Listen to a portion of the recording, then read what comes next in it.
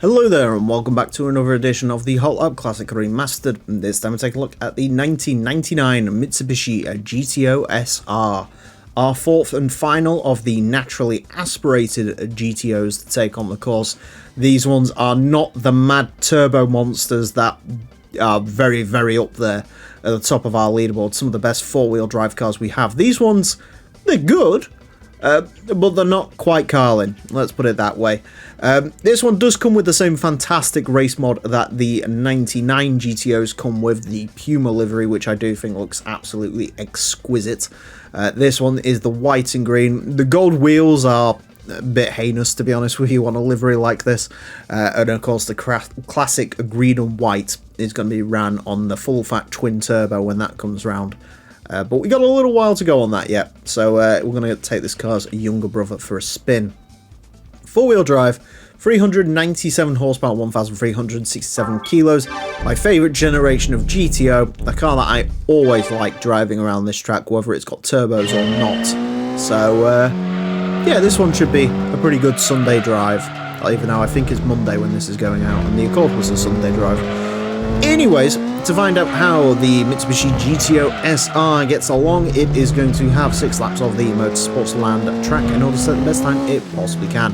Our current leader is the Suzuki Escudo Pikes Peak version. That car set a time of 25.696. The GTO SR unlikely to beat that. In terms of GTO SRs, the quickest one set a 30.468, I believe that was the 97. In general, all of these cars seem to congregate around a 30.4 lap time. So, I'm expecting that from this. I kind of want this to be a little bit quicker. Maybe like a 30.3 would be nice. But, yeah, there is a limit to how much quicker these will be. Despite having 400 horsepower, which actually isn't half bad, they just weigh quite a bit. So, it does affect the performance a little bit. Well, that being said, they are still absolutely fantastic driving vehicles. GTOs in this game really are my favourite of all the Japanese sports cars.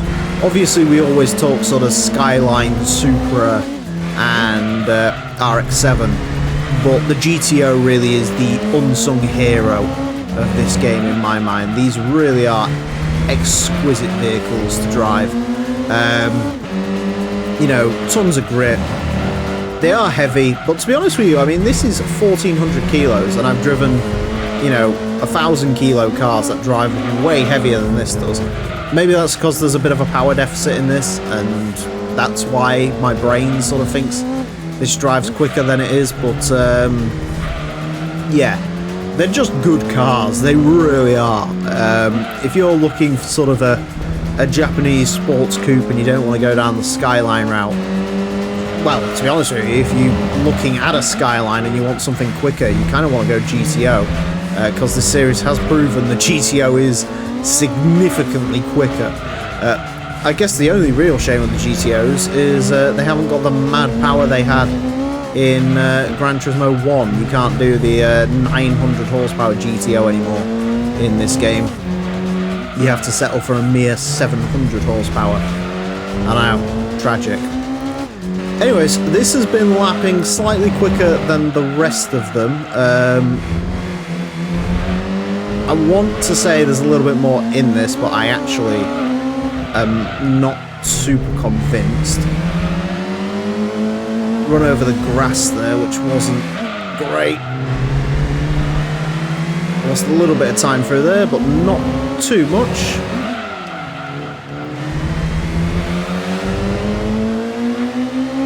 Thought I buggered the gear shifting there, but turns out it was just sort of the ghost car inside it. Could have been a little bit quicker. I think I messed up slightly there, probably lost a couple of tenths, but or a couple of hundredths even, not even tenths. 30.264, good time, good car, really. That's all I can really say about it. It's just good, it's nice, it drives well. They're kind of like Imprezas at this point, where there's just not a lot to say about them. Yeah, so that's what, 0.5? Yeah, I mean, this is a very competitive half of the leaderboard, this sort of 30.2.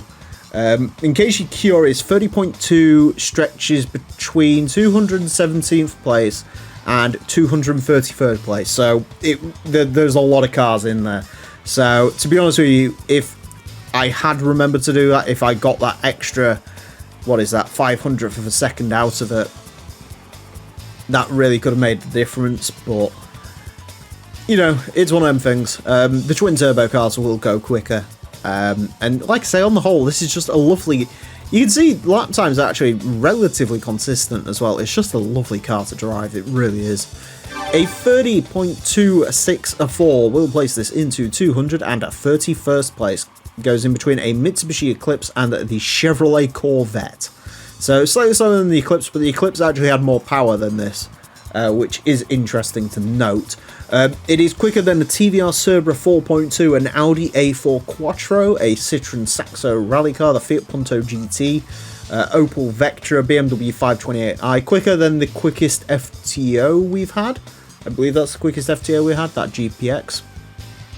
Yeah, I mean, in terms of things quicker than this, there's not a lot. I mean, Evo 2, RX-7 Type RSR, Fairlady Z, that's the twin turbo, that is the quickest Fairlady Z we've had, and this naturally aspirated GTO, I think the Fairlady actually weighs slightly less than this does, and the Fairlady has an extra 250 horsepower.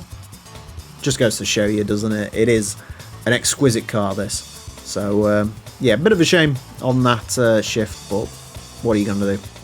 Anyways, that's it for this episode. Thank you all very much for watching. Join me next time when I'll be driving something completely different. Until then, farewell.